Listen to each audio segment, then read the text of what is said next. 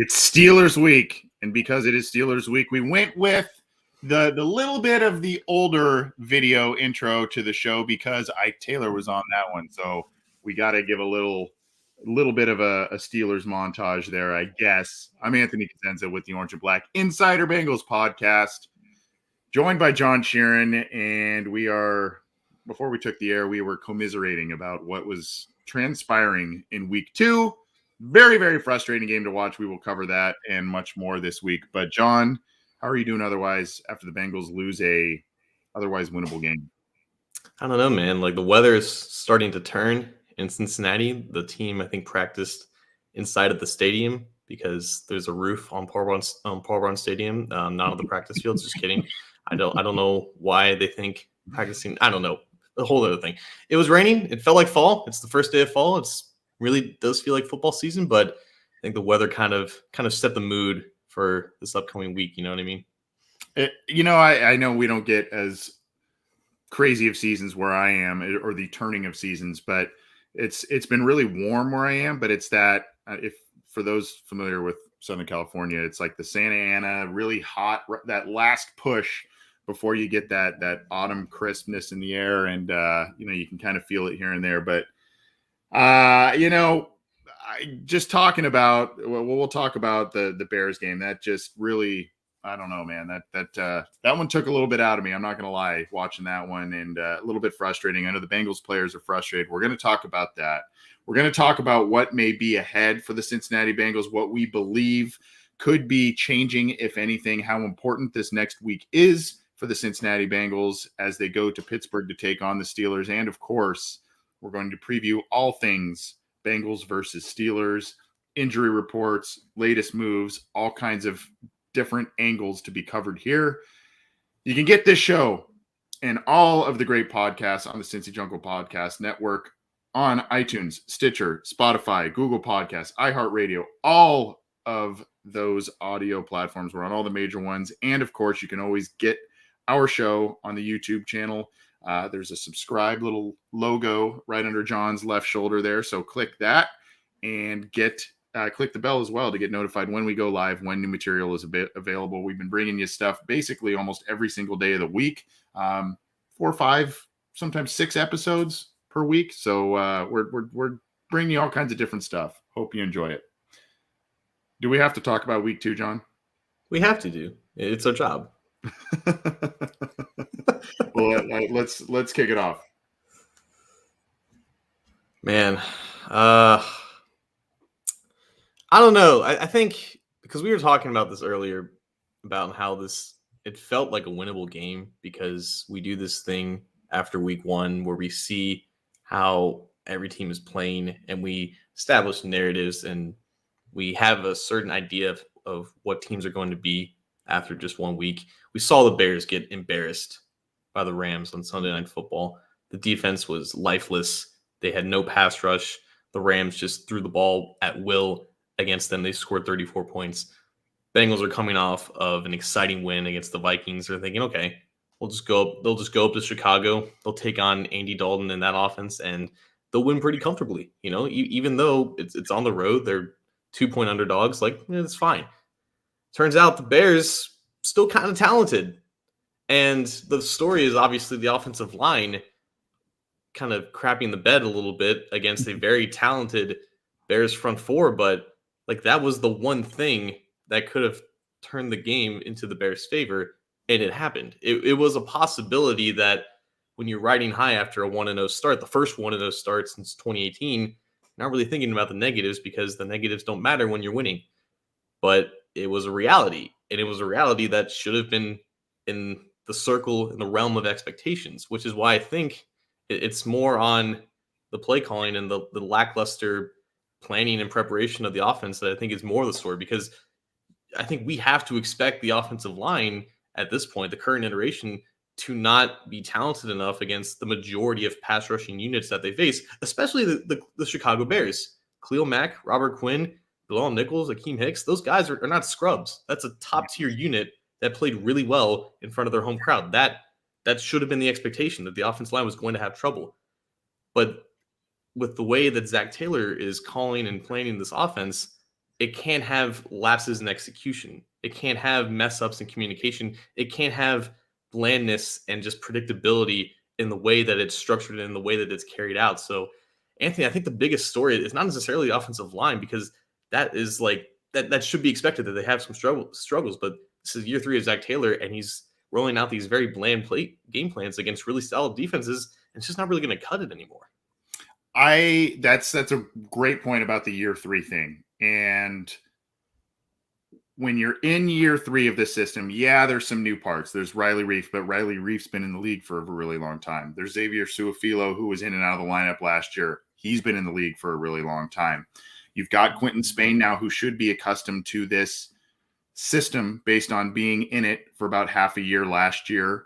You've got Jonah Williams back. Trey Hopkins still, I think, trying to come back from that injured knee, but I mean, a veteran guy. You've got Jamar Chase, but I mean, you've got guys in this offensive system who have either been here for a while, whether it's on the offensive line, whether it's the peripheral weapons, what have you. It's just kind of, the communication issues, the lapses in just these major dry spells on offense, the inexplicable turnovers. It just shouldn't be this way in year 3. There are a lot of embedded excuses into this game that people could use. Long game in week 1, play basically an extra whole quarter. Not a lot of people wanted to talk about that, but that could have been a factor. Then you go on the road after that. Then you play a stout defensive line, like you mentioned. However, it just seemed that the Bengals didn't even look at the film from Sunday night of the Rams and what they were doing to expose the Bears and expose their secondary. And then when the Bengals tried to do and emulate some of those things, it ended up working for a span of, the big play to Chase. Chase got open down the left sideline as well. Burrow missed him. But it was kind of like, where has this been? Now, Zach, I know on Monday said there were some shots that were taken away. You put up a nice tweet, John, that kind of displayed a couple of those instances. So I recommend folks kind of take a look at that on John's Twitter account. But I mean, still, it was bland. Burrow was throwing the interception to T. Higgins. There was like no separation, right? And then you got T. Higgins, a deep ball. They did take a shot earlier in the game, a ball that was a contested catch, but T. Higgins is known as a contested catch guy. It was just a lot of good plays from a lot of good players, but then those same players made at least one major miscue, whether that was on defense or offense. And if we're focusing on Zach Taylor in the offense, John, I guess I just have to say, again, to your point, year 3, communication issues shouldn't really be a problem. Getting yards, getting points with the weapons that you have shouldn't really come at such a premium at this point. So let's compare week 2 to week 1, because I don't think there was that big of a difference in the overall plan and the scheme. The results were just better. The Bengals weren't penalized very often in week 2. I think they were penalized twice. They were very solid running the football, had like 140 rushing yards on 20 or so carries. The offense was still kind of bland for a good part of that game. Like, they punted the ball for the first 3 or 4 times. It's just that when they opened things up more towards the later part of the second half, they like to capitalize on that. I think Matt Minnick calls it like the middle 8 or the middle 6, like the last 3 minutes of the first half and the first 3 minutes of the second half. That's when they started to get into urgency mode against the Vikings. They threw the ball deep to Jamar Chase. They started to get some success on offense. They didn't really have that urgency until they really were forced to, when Burrow was turning the ball over, and they really just had to start opening the passing game up. But it seems pretty clear at this point that they don't want to expose Burrow that much on obvious passing situations. And when he does drop back, it's an empty, and the ball is designed to get out quickly. And I understand the propensity or the desire to facilitate the offense out of empty, because in theory, it's supposed to negate a pass rush that can win quickly by getting the ball out and giving your quarterback a ton of options to just, it's almost like an extension of the run game, because the passing plays aren't designed to travel more than like 5 air yards. So like it's these quick plays that are supposed to just move the ball consistently and keep you out of second and third and long situations, ergo keeping your quarterback out of obvious passing situations where he can get sacked. The problem is, if defenses are expecting that, and after 1 week of film, the Bears had fresh tape to expect what was happening, And sure enough, that's exactly what happened. And they had the plan to stop it, and there was no counter from Zach Taylor. So it seems pretty obvious at this point that they're still having this constricted game plan to protect Burrow from getting hit more times than he's already going to get hit.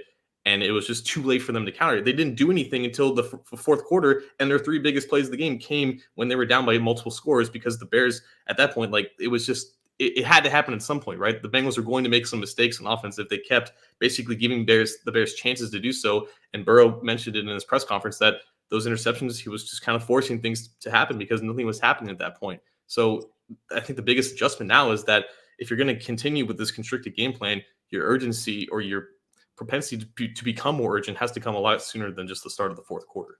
The other thing that's frustrating about it, we can talk about, well, with the deep ball, and where was it? Okay. But it's not even just that, John. You can still have some semblance of protecting Joe Burrow from these hits and sacks and all of that by doing and calling plays that are right in his wheelhouse, which are the intermediate throws.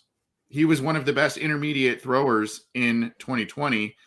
He had a couple of nice intermediate throws against the Vikings. Those were basically non-existent. The one that really comes to mind was the one that T. Higgins fumbled away, right? I mean, it was a crosser that was a 14-yarder, and, he tried to make something happen. The ball gets out. But, I mean, everything was short. Everything was right in front of him.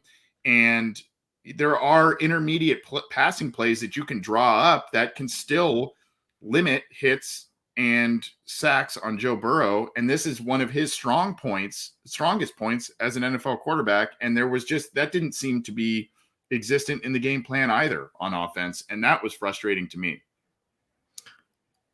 Also, this is why I think the Justin Fields variable, I think it's why the NFL is as popular and as intoxicating as it is, because going into the game, there was just a collective nervousness of Bengals fans thinking if Justin Fields plays most of this game, then the dynamic changes, right? Then the Bears become a much more dangerous team because we've already crowned Justin Fields as a better quarterback than Andy Dalton. And it turns out of the three quarterbacks that played on Sunday, Andy Dalton played the best. Yeah, he just happened to play the least amount. And when Justin Fields came in the game, he looked pretty damn inadequate for a quarterback, which is fine. It's his first time he's actually playing real snaps as an NFL quarterback and is going up against a defense that's playing really well right now. But also the ironic part is not only did Justin Fields keep the Bengals in the game, he kept the Bears alive with two Herculean efforts that had nothing to do with him being a quarterback. It was him recovering his strip sack and him evading Trey Hendrickson's sack. So just when you think you know everything, you know nothing. But it's why the NFL is so addicting, and it's why we're still talking about it. Well, let's get a little positive here and talk about the Bengals defense. There were some mistakes. There were, the taunting penalty on Von Bell, which I thought was pretty weak.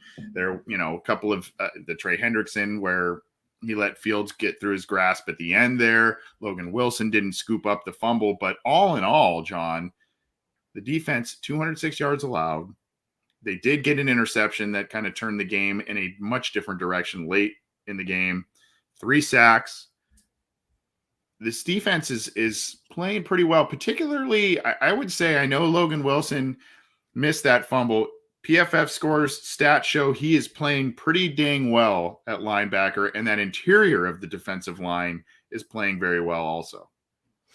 The defensive line seems to be carrying this right now. Like Chidobe, sorry about that. Chidobe Awuzie is playing very well. He's playing as advertised. Jesse Bates, Von Bell, still solid at safety. But it is the production from the defensive line. And credit to Trey Hendrickson, who is like top 10 in pass rush win rate right now. But he's had some really favorable matchups. Like the Vikings don't have a lot of tackle. He had a 40-year-old Jason Peters to just run around on last Sunday. So he's taking advantage of some pretty opportune matchups. And that's going to continue for, I think, the next couple of weeks, because I don't really think they play a solid left tackle for a while now. I think they played Penei Sewell in a couple of weeks. But he has this great stretch ahead of him where he's really earning his status as a $60 million guy. And DJ Reader got his first sack. BJ Hill continues to play well. Larry Gajobi continues to play well. It's still a little bit too early for me to say that this is going to be a defense that finishes top 10 in the NFL in most major categories, most meaningful categories. But right now they're taking advantage of playing offenses that are still kind of finding themselves. And it really is, it's carrying the team right now because the offense is just too inconsistent to be relied on. But credit to them. The investments seem to be paying off right now. I'm really liking what I'm seeing from the defensive line. I mean, the two running backs they faced were I know they were in the top 10. I think top 6 last year in terms of rushing yards. They've held them each to 61 yards on the ground and sub 4 yards per carry. So credit what they're doing there. And really, when you look at this game, yeah, the defense missed some opportunities for the turnover and at the end of the game to get the ball back. But I mean, for the most part, you give up 206 yards on the road total. You get a turnover and you only allow 13 points as a defensive unit, you should win that game. I mean, it's just if you're on the road in the NFL, you only let up 13 points, barely over 200 yards. You got to win that game. And the Bengals defense is doing largely what it needs to do. Now there are some lapses. There are some, in week 1 there were kind of some lapses, and I think it kind of the catalyst was the 4th down deep in their own territory where the Bengals ended up giving the ball back. But for the most part, I think the defense is doing what you needed to do and then some. I mean, I've been pretty pleased based on what I've seen and the pressure they've been able to generate on the quarterbacks that they've played. And, I think we would like a few more turnovers. I know Zach Taylor mentioned that, and that didn't sit well with a lot of people this week based on how the offense performed and his game plan being criticized, and rightfully so. I think that's the one thing where you can kind of get a little more of those tide-turning plays, but they're getting the ball back. They're limiting points, limiting yards, John. Yeah, it's tough to ask your defense to be a turnover machine if you don't have more than one player has a capability of producing them, in Jesse Bates. Von Bell, he's a hard hitter, Mike Hilton as well, but none of them have this great reputation of forcing a lot of fumbles necessarily, or, they don't really have a cornerback right now with immense ball skills to rely on interceptions. But there was even that perception, I think, after the game. The offense was obviously the offense, and it wasn't getting any credit whatsoever, nor should it have. But there were some people going after the defense a little bit. And some of those mistakes, the missed tackles here and there, the Eli Apple, easy targets, they kind of get amplified when the game is ugly like that. But if the Bengals had this defense like last October when the offense was clicking, they would that's all they needed, right? They just needed a defense like this to keep them in the game. And now the defense is clicking while the offense is having an identity crisis. So it's kind of the state of what most bad football teams or most struggling football teams go through. Just when one thing is going well, the other aspect, the other side of the ball is kind of finding its way. The other good bright spot continues to be Evan McPherson. The guy ends up being a major weapon, hits a 53-yarder on the road, his second consecutive week with a 53-yard field goal, has not, knock on wood, missed. He now goes to Heinz Field, and we know how that field treats kickers, but he's not missed a kick in a game, extra point or otherwise. It's joining the Cincinnati Bengals. It's pretty unbelievable, and these haven't been easy kicks. So I continue to be very impressed with the rookie. There's kind of been some ups and downs in the return game. There was some real questionable return decisions by both Darius Phillips and Brandon Wilson last week, and some issues there. Kevin Huber remains kind of steady, but Evan McPherson, he is kind of the offense's best friend at this point. What do we think of this nickname from @Edward Emmerling on Twitter, EMP? Oh, that I think I saw that. Was that the Matrix? A reference to the Matrix? Yeah. I like that. It might be the clubhouse leader for me. Yeah.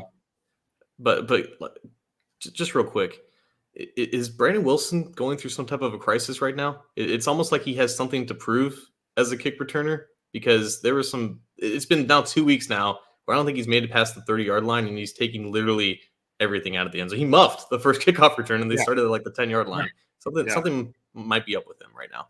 Well, there's been some real questionable decisions on his returns, and there's been a couple of drives that have started way deep in the Bengals territory in the first couple of games based on his decisions. And then you've got Darius Phillips continuously calling for fair catches, a lot of times deep inside the Bengals' own territory, which is to the chagrin of a lot of us. So, the decisions there, both those guys can pop one. We know that. I mean, that's their athleticism, their speed, everything.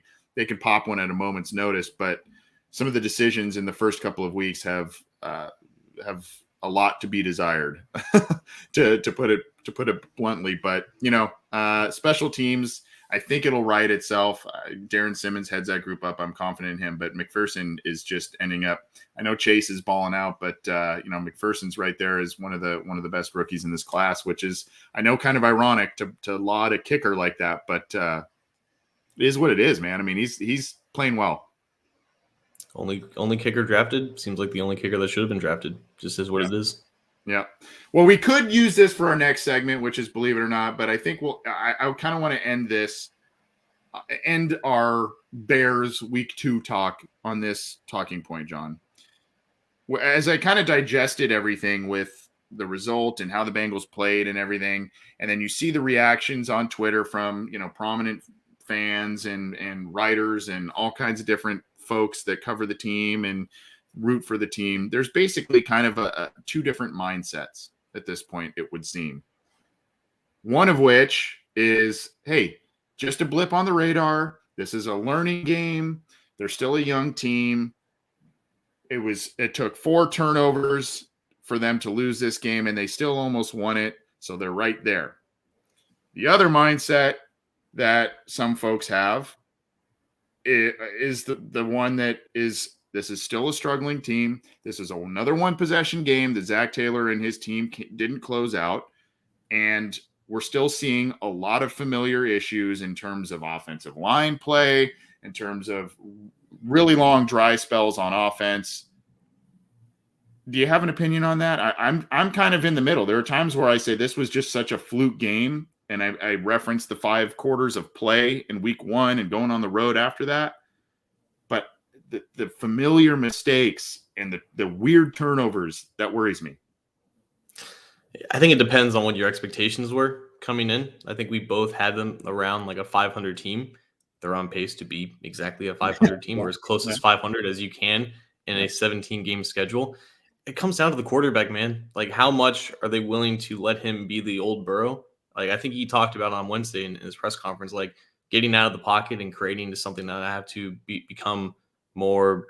I have to kind of return to that mindset because it just hasn't really happened. And I think that's a dimension that, like, they can still do what they can to protect him and get the ball out quickly, but that adds a dimension that can create more explosive plays. And, right now they have just as many deep ball touchdown passes as they did all of last year. So that has improved just with the addition of Jamar Chase, but the offense needs to get out of more third down situations and just move the ball more consistently on the early downs. And that comes with better play calling, that comes with running the ball better, but it comes from better play from the quarterback too. It's still early in the season. He's still playing in his first game since recovering from that knee injury, but I think we will see a better Joe Burrow as the season goes on, and that will keep him in games. But at the end of the day, if you expected this team to go to the playoffs and win 11, 12 games, probably wasn't the year for that. But if you're expecting them to be competitive towards the year's end, I think it's way too early to freak out and think that they won't be that. I trend to the more positive on this side of thing, where I think this was just kind of a real fluky thing. I think 4 turnovers in a game is not a regular type of situation, particularly when you have Joe Burrow under center. It's just not the norm. So I trend towards being more positive in terms of the outlook going forward here. But this one coming up is a big game. We'll talk more about that, and they need to figure out ways to remedy the hits and sacks on Joe Burrow, whatever that is, while also creating more big plays. And the other thing you referenced with the run game, I said this in the post-game show, John, if you're going to commit, if you got 3 downs to work with, if you're going to commit to running twice on those downs, on those 3 downs, at some point, at certain points, not every time, but at some points, those 2 runs have to net you 10 yards and move the sticks. You can't keep getting 3 yards and 3 yards. You can't. You have to be able to extend drives. You have to be able to get Evan McPherson on the field, and even if it's for a long kick, by methodically moving down the field, these 3 yards and netting 5 yards on 2 runs, netting 7 yards on 2 runs. If you're going to commit to running twice in a 3-down series, every once in a while you got to be able to get 10 yards off of 2 runs.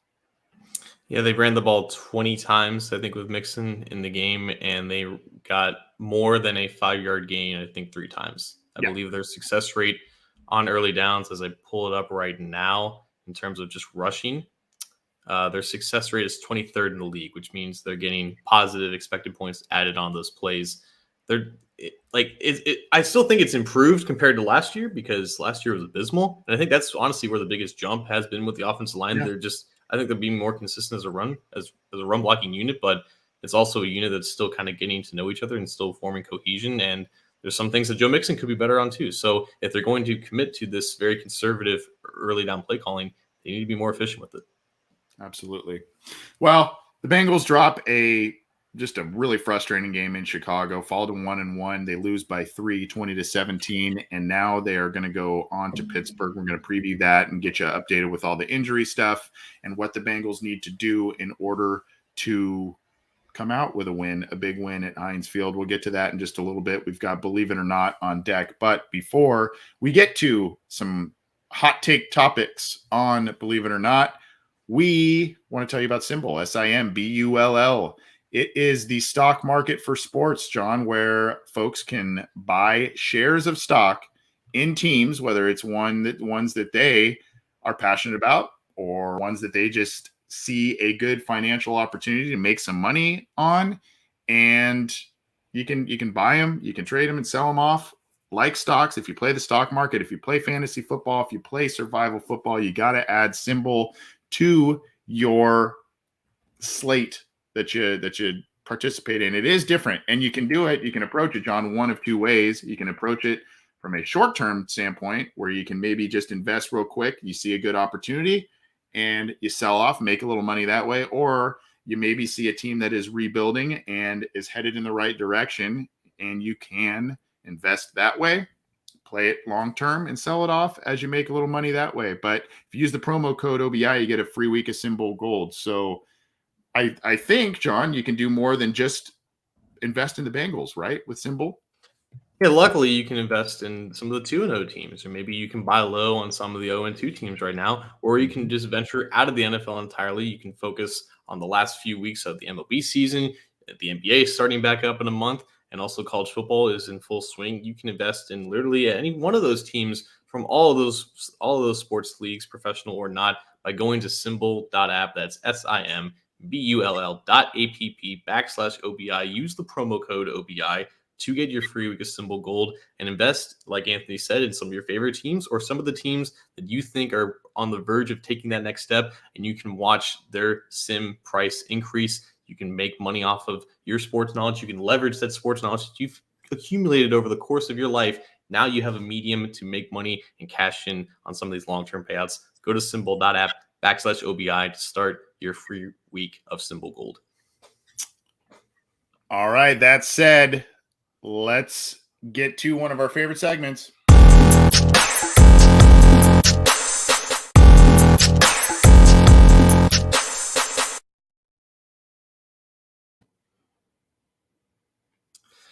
Oh yeah, it's Steelers week. Week that everyone loves around here. Everyone, no animosity, no hard feelings, no memories about it all. Bengals need to play well this week. It's just plain and simple. They need to play better than they did against the Bears. The Steelers know who this team is. They have now 2 weeks of film on the Bengals right now, and those 2 weeks on the offensive side of the ball look very similar, despite the results coming out in a win in week 1 and coming out in a disappointing loss in week 2, where they had less than 200 yards of offense before 2 late garbage time touchdowns kind of salvaged the whole performance. But just like we talked about in the first segment, the whole conversation right now is with the offense and what its identity is, or just what the constraints are with Joe Burrow and what the plan is with Zach Taylor and how to mitigate around the concerns with his quarterback's knee and the offensive line in general. The Steelers aren't going to be any easier. In fact, they're an even more talented pass rush when they're healthy. And we can talk a little bit about the health of that pass rush later on. But it kind of feels like if you're the Bengals and you're Zach Taylor, you're not exactly more comfortable in this offensive line holding up in pass protection for more than 3 seconds for Joe Burrow facing off against the likes of TJ Watt, Melvin Ingram, Cam Hayward, and Alex Highsmith if he's healthy.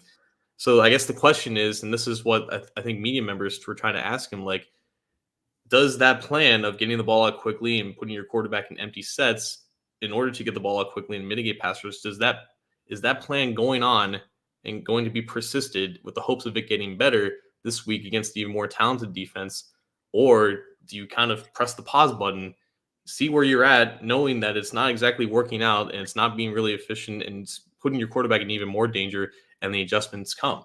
Believe it or not, we see meaningful adjustments in the offensive game plan against one of the more toughest defenses that the Bengals will face all year. I believe it, but I believe it to a certain extent. So I believe that Zach heard a lot of noise this week and a lot of criticism about the game plan. He had two of his biggest offensive players and best players in Jamar Chase and Joe Burrow come out and kind of say, we didn't really take a lot of deep shots until late, that all that kind of stuff. So I think he's going to alter things a bit. Now, the whole Xavier Su'a-Filo, Jackson Carman thing also plays a role in this, right? So we don't know, and we'll talk about that. We don't know exactly who's going to start quite yet. They've said if Jackson Carman's going to come in, they have all the faith in the world in Jackson Carman. Well, all the faith in the world put him at one point as the third string guard at some point in preseason as your second round pick. So, you can say that and you can put that belief out there for everybody to digest, but actions speak louder than words, and we're going to need to see if Jackson Carman, if he does start, how he can hold up against a lot of these great pass rushers and defensive linemen that the Steelers employ. That said, I do think there's going to be some adjustments. I do think we're going to see a little bit more of the intermediate passing game. I do think we may see, John, some formations where you're going to get extra tight end help on some of these formations to get a little bit of a chip and other creative things. But I think we kind of know what the offensive line is a bit at this point. The odd thing to me, the offensive line, if you look at some of the metrics, they're pretty high up in pass block win rate, right? I mean, it's a weird dichotomy with the hits and the sacks and all this kind of stuff, but they actually are winning a lot of their pass blocks. So I see that as problems picking up blitzers, problems with stunts and different things of that nature that's kind of plaguing this offensive line. So that needs to be cleaned up. But I do think to some extent, we're going to see an alteration of the offensive game plan. On the subject of pass block win rate, which I think a lot of people have undermined the credibility of that metric based off what their eyes are telling them, I believe that is calculated using data and player tracking data of the first 2.5 seconds after the snap. Now, Joe Burrow's average time to release is just under 2.5 seconds, yeah, I believe. I think it's actually well under compared to the league average. So he's getting the ball out quickly, which is why he's not getting hit on every play. So as long as the offensive lineman, based off the tracking data, is in front of the pass rusher, he won that rep. But the problem is when the ball doesn't get out quickly, and you're in an empty set, you only have 5 blockers going up against 4 or 5 pass rushers. If the ball doesn't get out within 2.5 seconds, that pass rush then becomes that pass blocking, pass protection becomes vulnerable at that point. And then you start to have the pocket kind of break, the integrity of the pocket kind of gets disrupted, Burrow gets under pressure, or then there's sacks. The offensive line isn't playing terrible. They're being put in a situation where they need to be perfect, and they haven't been perfect. But they're in that situation in theory to protect them or to protect the quarterback so the ball can get out early. The problem right now is that defenses are recognizing when you're in empty, you're not running intermediary routes. You're not running down the field that much because the ball is designed to get out quickly, and that's just not the case, right? There are deep shots that you can take where it's just maybe a 3-step drop and you throw out the first hitch, right? But that rarely happens when you have 5 wideouts. The defense is playing up on it because they know the ball is going to get out, that was the problem. The Bears knew exactly to just sit down on these routes and just stay in front, and there was no separation. There was no windows for Burrow to get the ball out quickly. And after 2.5 seconds, then you started to have Bears come in on it. So I think with pass block win rate, it's fine for what it is, but it doesn't tell the whole story of the struggles of this offense. The offensive line looks a lot worse right now because of the situation that they're in.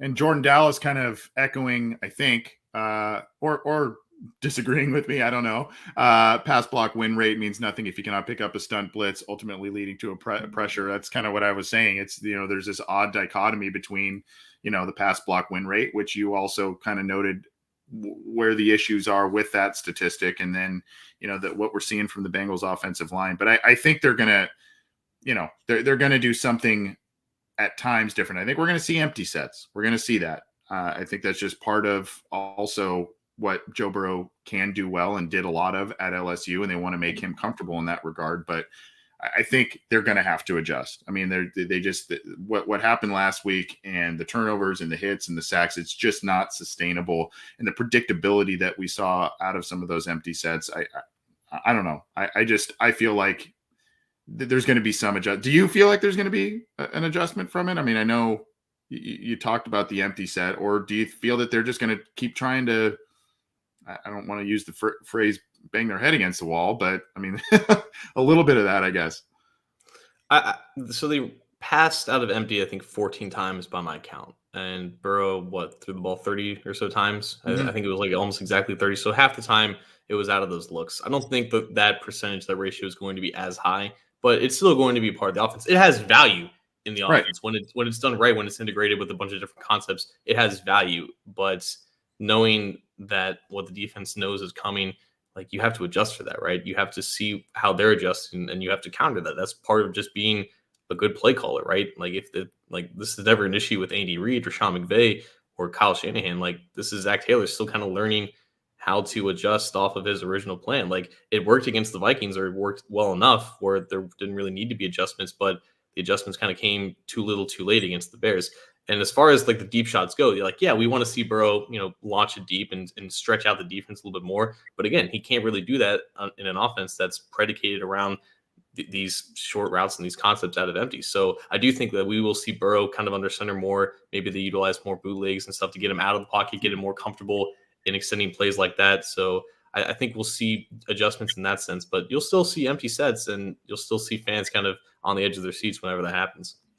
Yep, they're going to have to shake the predictability of some of the things that we saw last week. And also, I think Burrow has a lot of confidence in his wide receivers winning these contested catches and throwing into these tight windows. I think that is part of it, where that frustrating interception on the side to T. Higgins, where the defender was all over it. And, I think he still has a lot. I mean, he's a confident guy. He's got a lot of confidence, not only in his own abilities, but of his wide receivers. Let's go to another one on the Believe It or Not, John. I've got one here this week to me, and I guess we could be over dramatic about it. And we've probably asked this question a bunch of times in Zach Taylor's tenure.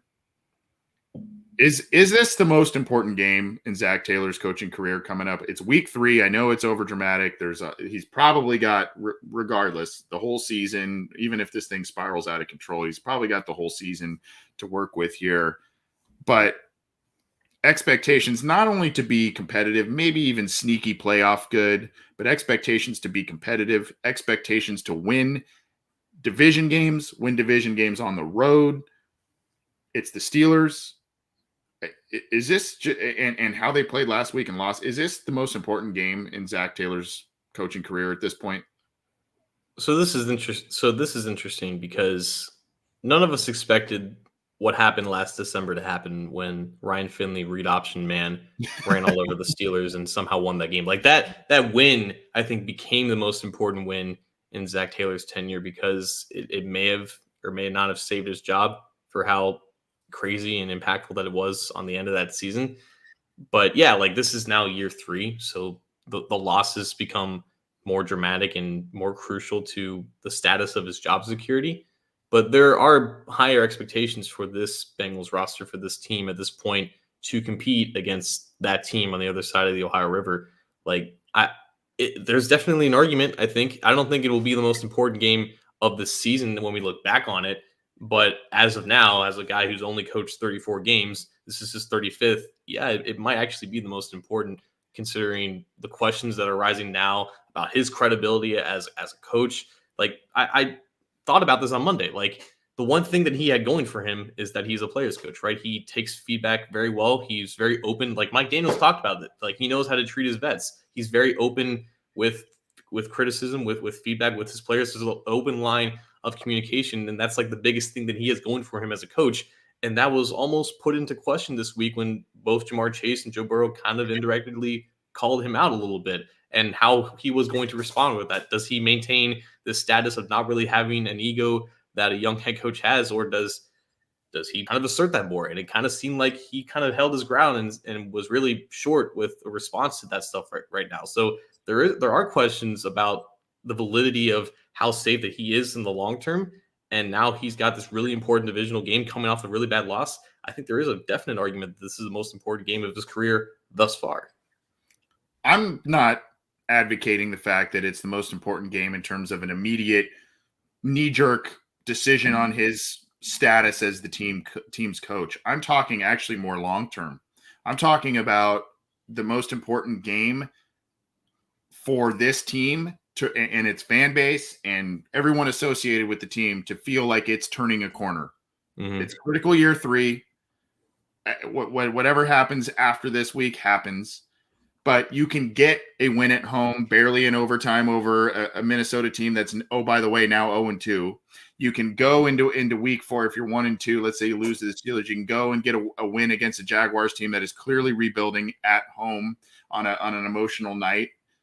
You can get those kinds of wins, but when you don't get a win that you are expected to maybe get in Chicago, you feel like you should have won that one.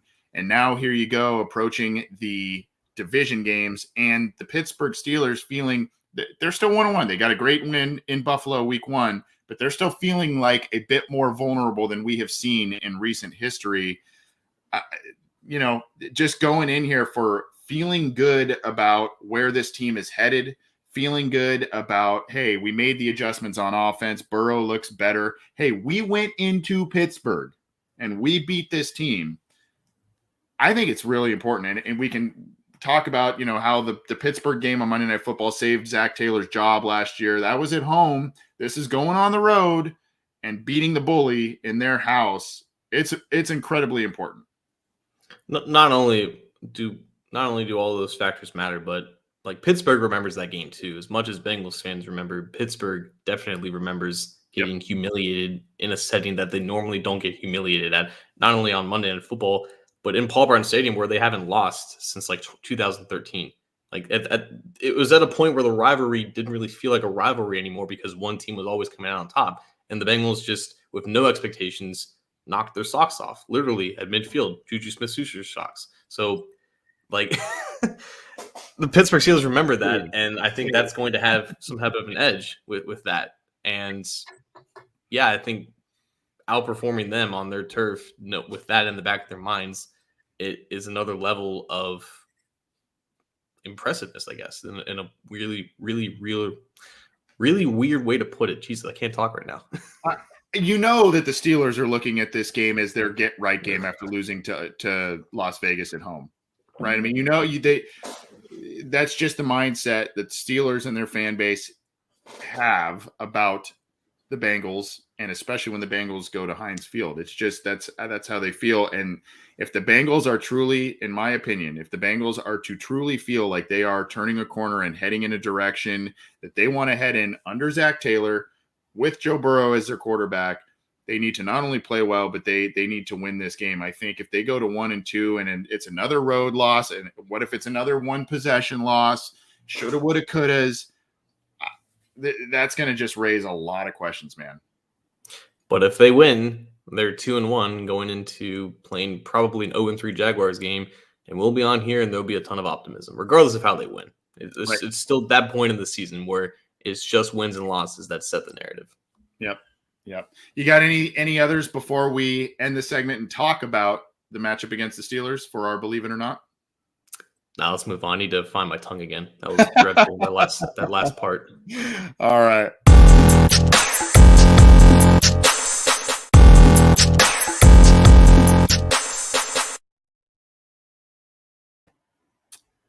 Let's talk about it. Where do you want to start, my man? I think we got to start with injuries because there appears to be a lot of them right now. So let's start with the good guys.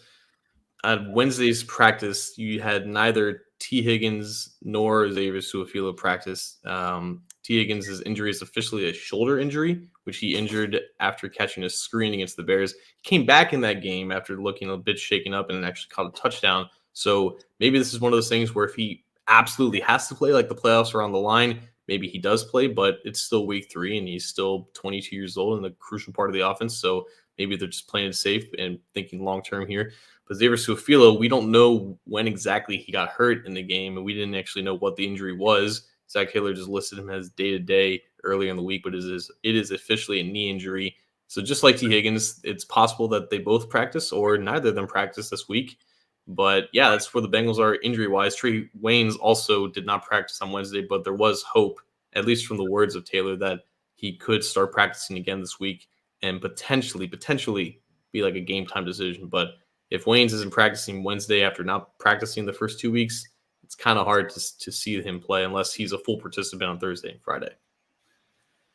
Yeah, the Thursday practice is always a big barometer for, and we're recording this Wednesday night for those joining live or listening after the fact. So we have to see what happens Thursday, and then we have to, obviously Friday's another one, but Thursday's a pretty good barometer as to players potentially playing. It sounded like Higgins and I believe, was it Ogunjobi? One of them, Higgins and Su'a-Filo, I think, were going to get limited work on Thursday. It sounded like.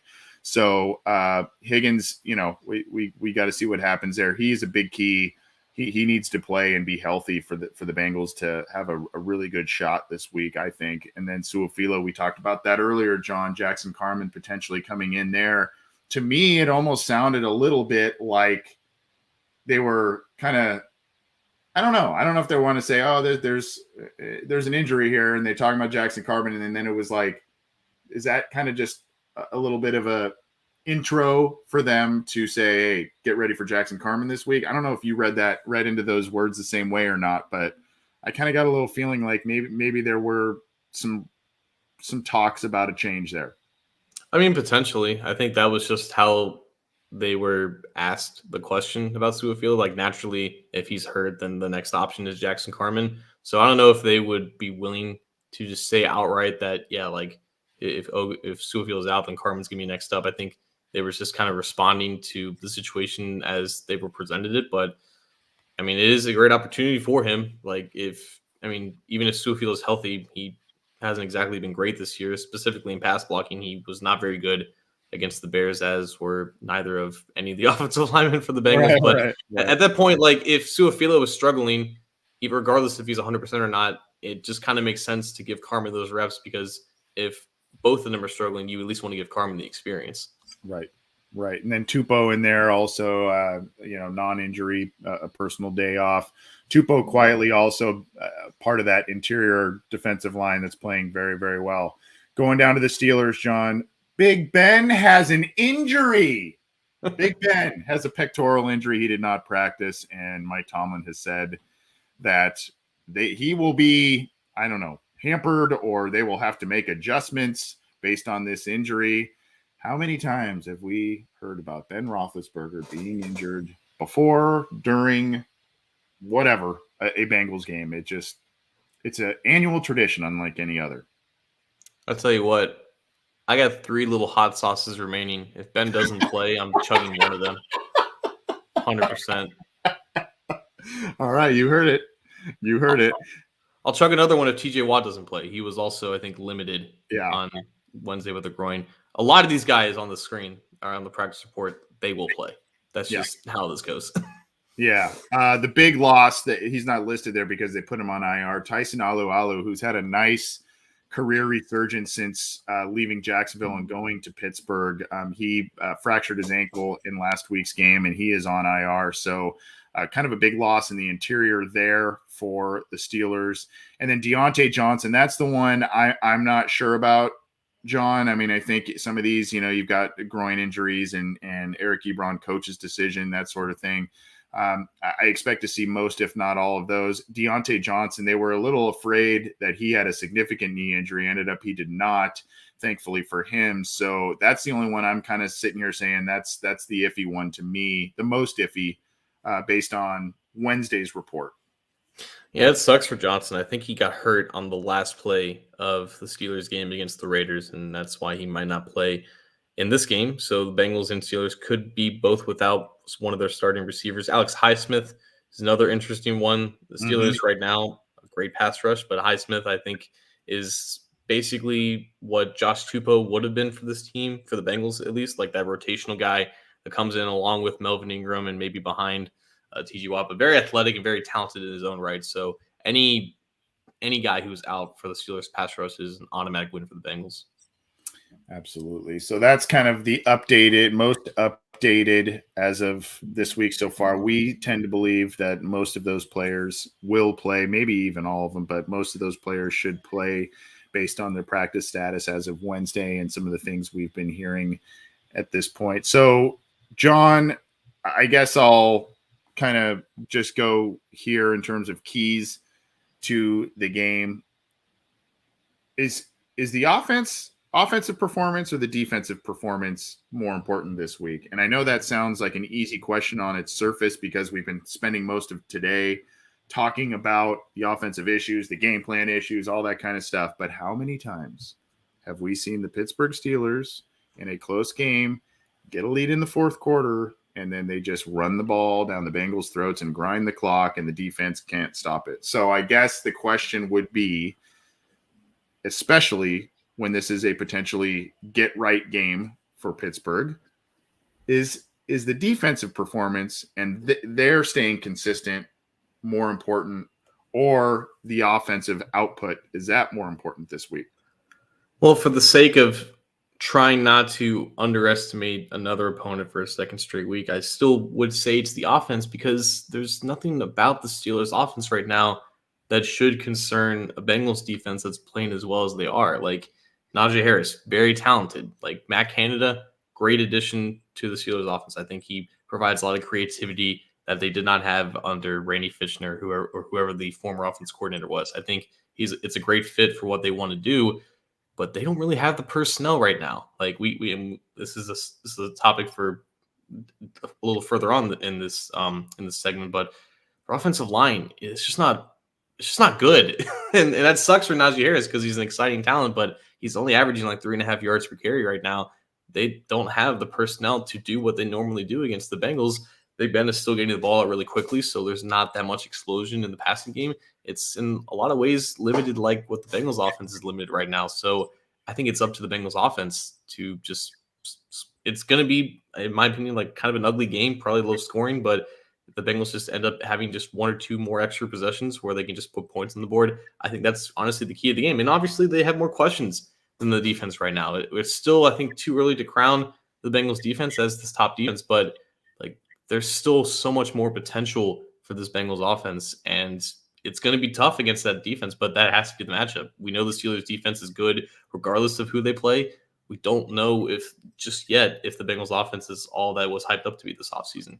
Yeah, I'm going to echo a lot of the live commenter comments here, sentiments there, that I think it's on the offense this week, particularly what we saw last week, 4 turnovers against the Bears. I mean, it's easy to say the defense has to play well against Ben and Claypool and Juju and all of these weapons that they have, but the offensive line, I see, P. Crawley 513 saying, yeah, Anthony, that's when they had an offensive line. I agree. The offensive line for the Steelers is not a characteristic offensive line that we have grown to know from Pittsburgh. So yeah, I think, while I do think the pass rush remains key for the Bengals in this game and getting Ben Roethlisberger to the ground, I think it's on the offense, especially based on what we saw last week. You got to score points to win, and you got to take advantage of opportunities. And we know this as well. If we know about the Steelers historically running the ball late down the Bengals' throats, we also know how a turnover from the offensive side of the ball of the Bengals can snowball out of control. So they have to really, really limit that, I think, this week too, John. Yeah, I think so. The Bears only had just 3 real points off of it. I mean, I know they intercepted one for a touchdown, but I think the other 2 turnovers, it was like a field goal and I think a punt maybe. I don't think they scored on all 4 of the Bengals turnovers, and that was key. It may not happen against the Steelers if they have that same performance. So, yeah, the defense has stepped up. It looks really impressive. And if they don't play a good game, then it could be that's just added pressure towards an offense that has to go up against a really talented defense that they might not have the personnel to go up against. But I still think all eyes have to be kind of on the offense right now, because that's where just most of the questions are. we talked about it a little bit, but what adjustments are you hoping to see from the Bengals on offense to potential, since that we both agree that that is kind of the more important facet for the team this week in terms of its potential success. What adjustments are you looking to make, and where does Joe Mixon fit into that potential adjustment? So I think they still like what they're doing with running the football. It's just a matter of making sure that blocking is consistent. But like it just didn't click for whatever reason against the Bears, and the Bears have a really talented front seven, and I don't think you're going to see that much more success by doing the same things against the Steelers. It was interesting last week because they were never down against the Vikings, so their game script never had to be adjusted, and they were just doing the same thing. And then they got down really early against the Bears, but there wasn't any aggressiveness, there wasn't any progressiveness with their offense. It was still really conservative. It was still running a lot on early downs. I think they could expect to be down early again in this game. I'm expecting the urgency to pick up a little bit earlier in this game. I don't think that they could just sit on their hands and just hope that Burrow doesn't get hurt by rolling out this same conservative game plan. I think we do see more urgency towards the beginning if it comes to that. Now, they could get off to a hot start and they could be doing the things that they want to do, which is what they did against Minnesota. But I think they understand that last week was terrible. It can't be repeated again. And you're in an even more compromising, more high pressure situation this week in the division on the road. I think the urgency comes a little bit more. And that's why you'll see a more diverse passing game, a more aggressive passing game on early downs. But again, if they do have the lead and they can run the ball, they absolutely will do that. Yeah, I'd like to see them also implement a few more, and again, these have the opportunity to be a negative play as well, but they didn't do this as much in week 2. I feel like as they did in week 1, the running back screens, other kind of safer passes where they can set up some blocking and get some yards after the catch. Some of those opportunities feels like that was far less frequent in week 2. And maybe it was because they were further behind the sticks in certain downs because they just weren't running as effectively. But I'd like to see a little bit more of that, some of those safer throws, maybe even, tight end screens to Uzama, something like that, where they can get a safe play, get some yards and get in good position down in later downs if they do that early on. I don't know how you feel about that, but that would be something I'd like to see a little more implemented this week. Yeah, they tried to run a screen against the Bears, and I think Jamar Chase didn't realize what the play call was. Like, right. I can see them doing things. It's honestly just an execution thing. Like, whenever they run play action and they just try to target like Uzoma in the flat, like, they don't sell it at all. And just the opposition just picks up immediately. And those should be easy, schemable yards and separation.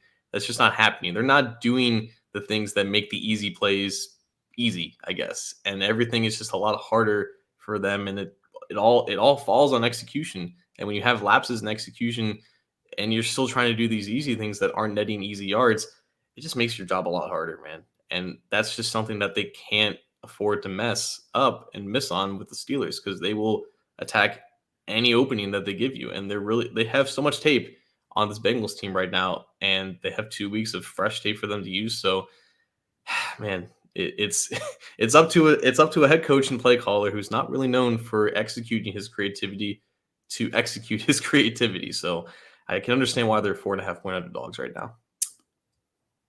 Do you see an increase based on what I kind of said about, running back screens or, passes to the running back, and then the pass blocking issues that we've seen from Mixon and Samaje Perine? Do you see any kind of bigger role for Chris Evans this week? He had the 14-yard catch last week, didn't get the first down because it was 3rd and forever. But he had a catch last week. I heard you say on another show this week that Evans is perhaps, at least from some of the college tape, perhaps the best blocking running back the Bengals have of that group at this point. I don't know, but do you foresee, if you do believe that sentiment, do you foresee him getting a few more snaps this week and maybe being an effective weapon for the Bengals to use?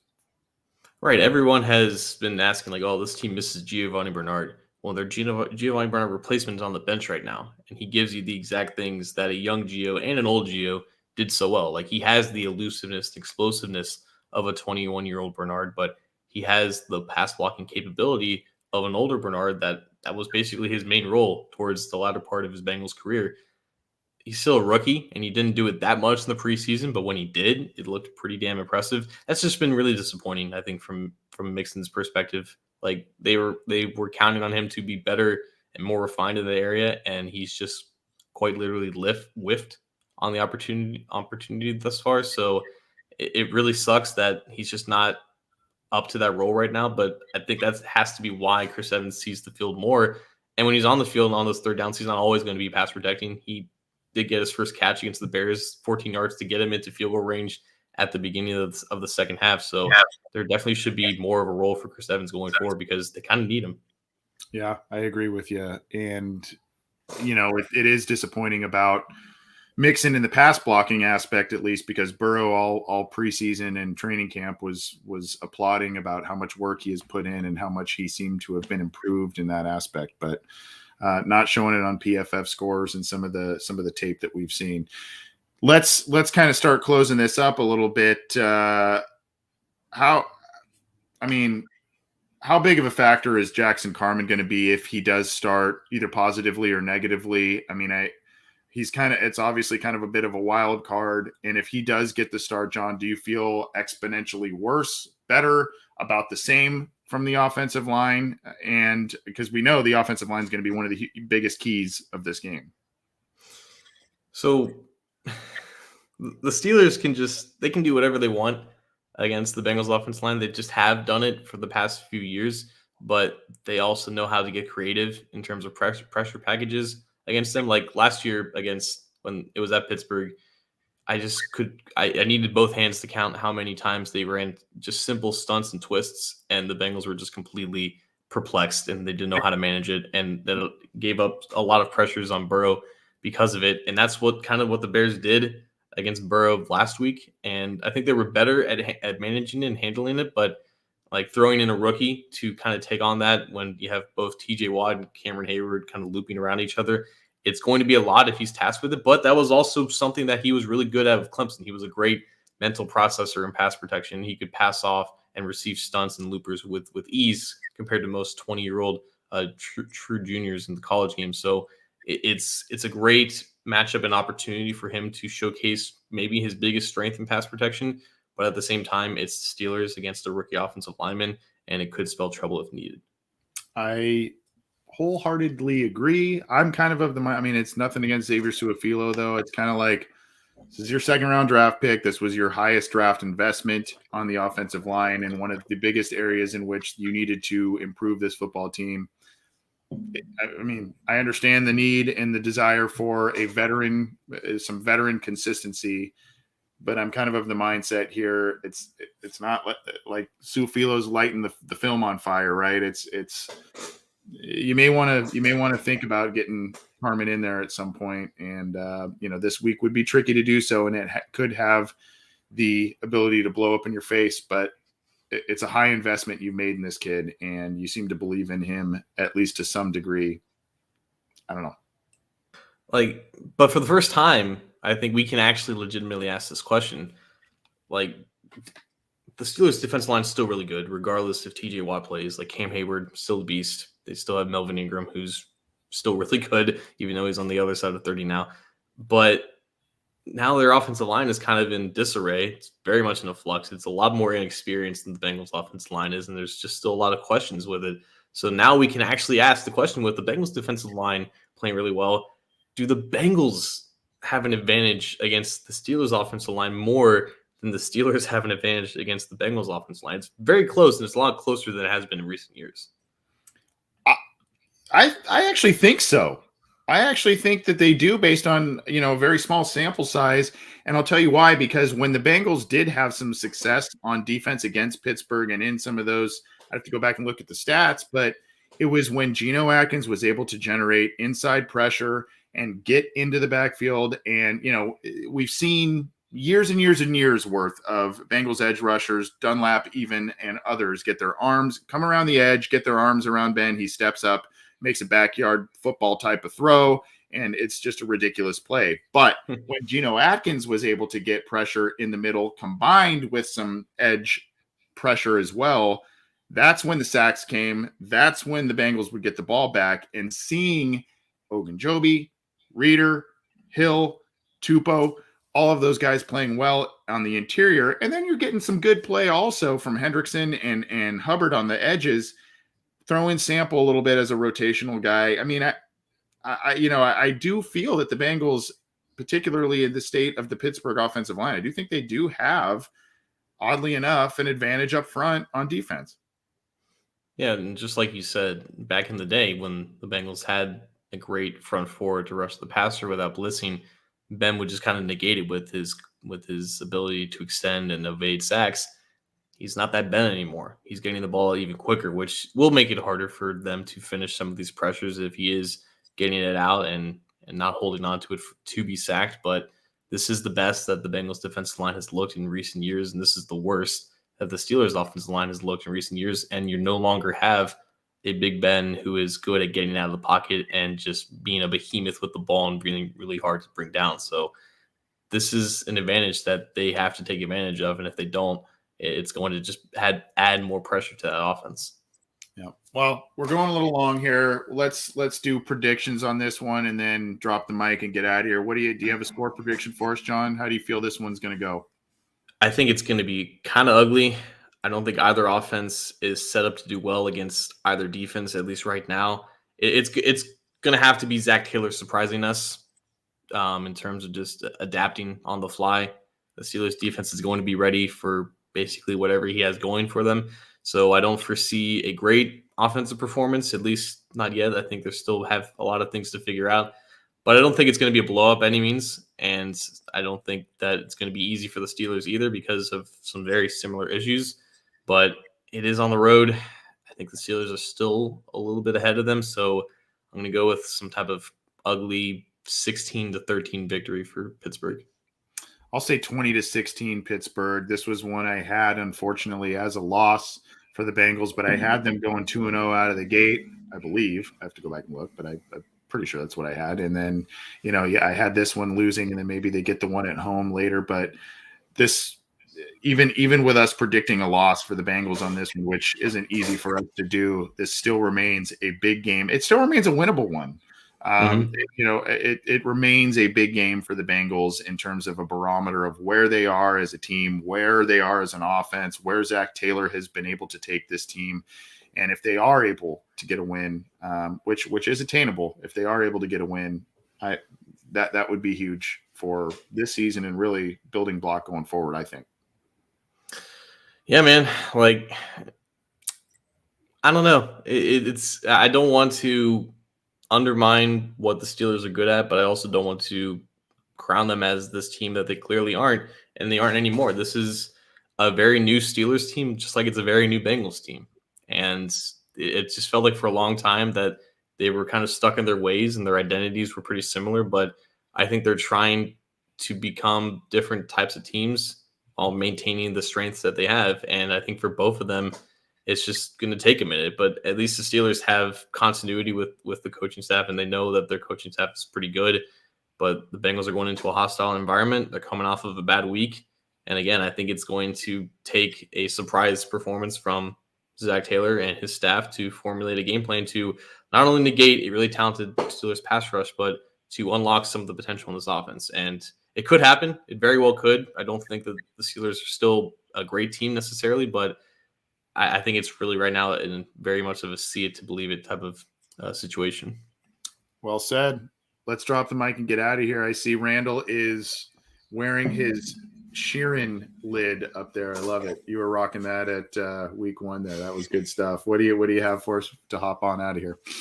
Not anything really necessarily. As a lot of people on this program know, my mom is a big Steelers fan, so that's right. Just go easy, I guess, on the generalization of Steelers fans. I know a lot of them have given you guys a lot of crap, and I understand that, but just think twice before generalizing on an entire demographic.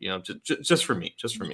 I love it. And have you been to a game, a Bengals Steelers game with her? Like not to a Bengals Steelers game with her. Hines or okay.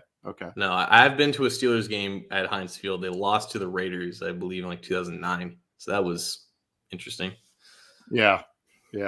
Well, I know that this is a Sheeran house divided this week, based on allegiances and whatnot, but have fun regardless. I don't really have much either. I kind of said a lot last week based on the trip and all that kind of stuff. I just, I one thing that kind of crossed my mind a little bit, and it was with a chat with, we'll tease this out here for an episode that's going to drop later this week. But we had a chat with someone who covers the Steelers, Mark Bergen, and he is with the Believe Podcast Network. So we'll be putting that out for you there to digest this weekend. But one of the things that I asked him about was about Mike Hilton and Sean Davis. And, it's going to be interesting to see how big of an impact, particularly Hilton, but maybe Sean Davis has for the Bengals this week in terms of maybe knowing a little bit more of what to expect from the Steelers offense, from Ben Roethlisberger and all these other guys. This is one of those games you sign a Mike Hilton for, right, John? I mean, it's kind of like, it's a physical game. It's going to be an emotional game. And obviously you got to get turnovers. You got to get big plays. So I'm really, really interested to see those two, particularly Mike Hilton, who was basically my favorite free agency signing by the Bengals this year. And I know you're too shy to say it, but it is your birthday coming up, is it not, at the end of this week? It is. Yeah, it's Friday. Actually, it's my wife and I have the same exact birthday, month, day, year. So I don't. Are you serious? Yeah, I didn't know that. Yeah. So I don't have a birthday anymore. It's just her birthday. So yeah. Last one before I turn the big 4-0, dude. So I'm getting old. Well, happy birthday to Mrs. Kazinza. And I can't, if it is your birthday as well, I guess happy birthday to you too. I appreciate that. Yeah, it's Friday. It's both of ours. So we're going to have some fun just with kind of maybe friends. I don't know, but definitely some family. And obviously I'm hoping for the Bengals win for the birthday, John. I'm hoping for it, but we'll see. I'm not holding my breath at this point. Anyway, thank you for the well wishes. Thank you. There's a lot of people saying happy birthday as well. Thank you. Appreciate you, John. I know we'll be talking throughout the week and on Sunday for sure. Keep it to cincyjungle.com so you can read great work from my co-host over there at Cincy Jungle. News, opinions, analysis, breakdowns, updates, all kinds of stuff there. Get this show, get Chalk Talk, and Orange is the New Black, all of the podcasts on the Cincy Jungle Podcast Network on your favorite audio streamer. You got to go subscribe to our channel on your favorite audio streamer. Leave a review for us too, if you wouldn't mind. And then, of course, if you like the video stuff that we do, subscribe to our YouTube channel. Turn on the bell for notifications so that you get notified when we go live, when new stuff is available, and all kinds of good stuff. Go catch up on what we've done this week so far on the show, and we've got more coming up for you. John, have a good weekend, my friend. Have a good weekend as well. All right. Take it easy, everybody.